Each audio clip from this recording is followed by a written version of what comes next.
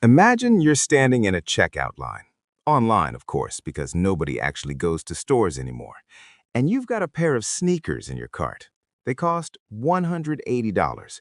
You don't really have $180 sitting around right now, but then you see it. A little button. 4 easy payments of $45. Zero interest. And something in your brain goes, well, $45 is basically nothing. So you click it. Now here's the wild part. That exact moment, that tiny, almost invisible decision is being studied by some of the smartest behavioral economists on the planet. Because what just happened wasn't really a financial decision, it was a psychological one. And it was designed very carefully to feel effortless.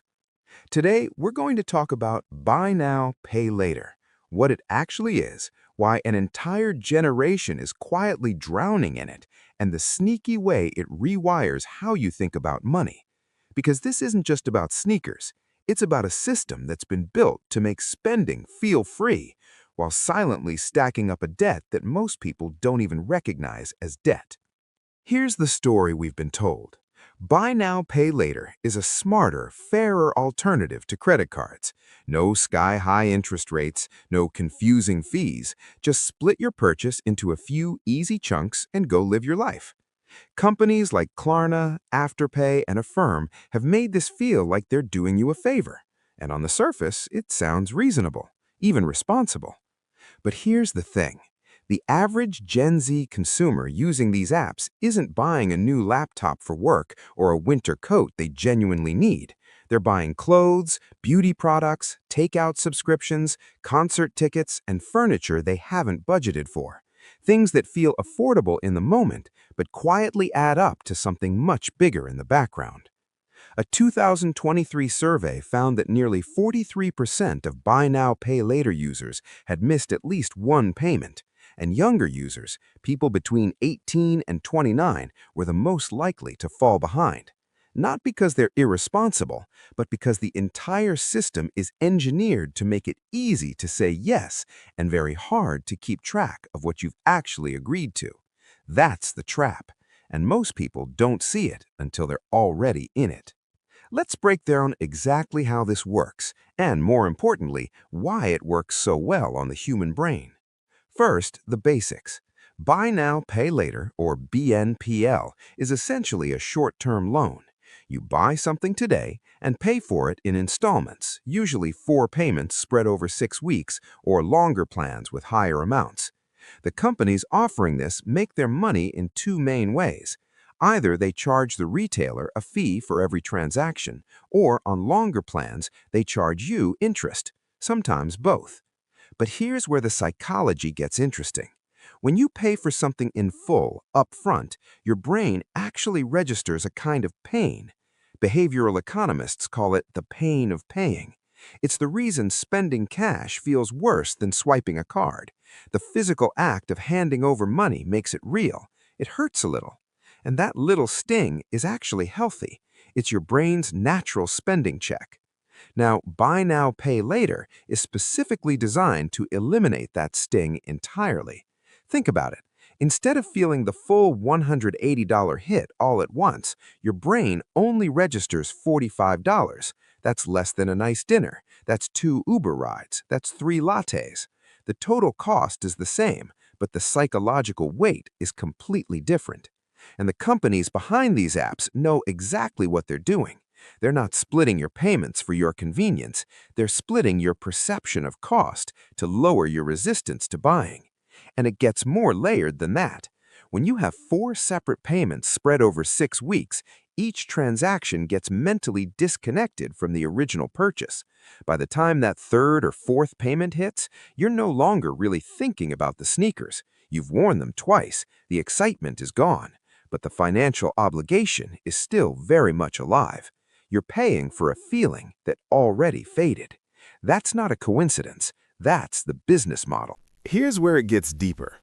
Because buy now, pay later doesn't just affect individual purchases, it changes the entire way you relate to money, especially if you're young and still forming your financial habits.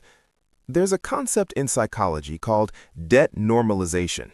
It's the process by which owing money stops feeling like a problem and starts feeling like just the way things are. Credit cards started this shift for older generations. BNPL is accelerating it for younger ones.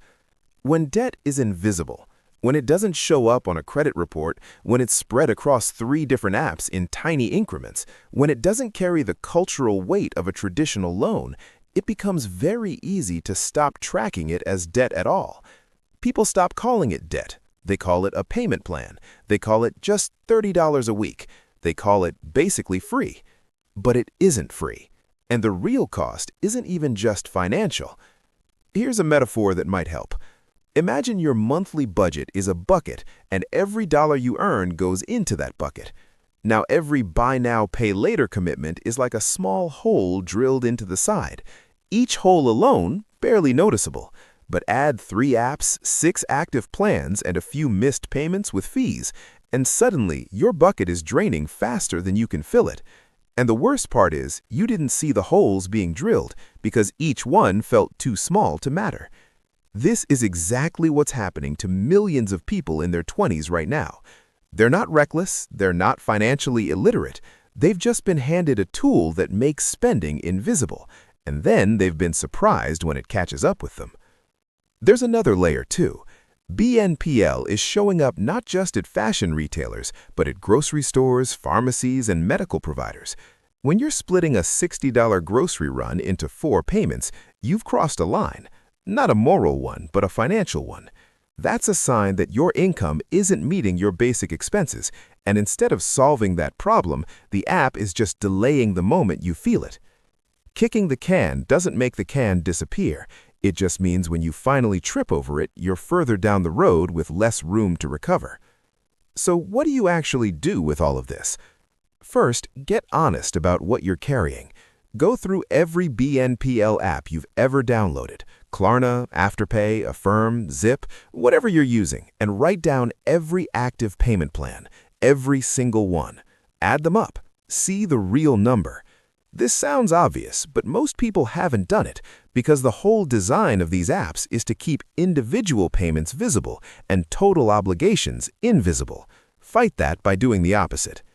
Second, build what we could call a full cost habit. Before you hit that split into 4 payments button, pause and ask yourself one question. Would I buy this if I had to pay the full price right now? Not could you technically afford the $45, but would you feel comfortable handing over $180 for this thing today from your actual bank account? If the answer is no, if it only feels okay because it's split, then the BNPL button is doing exactly what it was designed to do. It's making something you can't really afford feel like something you can. Third, understand the credit score piece. Newer BNPL products are starting to report to credit bureaus, which means missed payments can affect your credit score more than they used to. Some lenders are also starting to factor BNPL obligations into loan assessments. The idea that it's consequence-free borrowing is slowly fading. What felt like a financial shortcut is slowly being recognized for what it is, a form of consumer debt.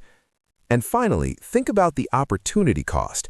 Every $45 payment you're making today is $45 that isn't building toward anything. It's not in a high-yield savings account growing quietly in the background. It's not going into an index fund compounding over time. It's going back to pay for something that probably already stopped making you happy. The math of wealth building is simple in theory. Spend less than you earn and put the difference somewhere it can grow. BNPL is one of the most effective tools ever built for making that simple math feel impossible to follow. Here's the thought I want to leave you with. The companies behind BNPL are not evil, but they are businesses, and their business is not helping you manage your money. It's helping you spend it more often with less friction. That's what their investors pay them to do. The real question isn't whether these tools exist.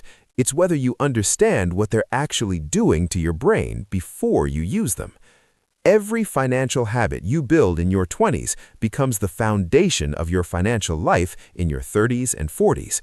And right now, a lot of young people are building a foundation made of invisible debt, delayed payments, and a slightly broken relationship with what things actually cost. You don't have to swear off every payment plan forever. Sometimes they genuinely make sense. But there's a difference between using a financial tool with your eyes open and being used by a financial tool because your eyes were closed. The sneakers were never the problem. The problem is what happens when we stop asking what things really cost and start asking only what they cost right now.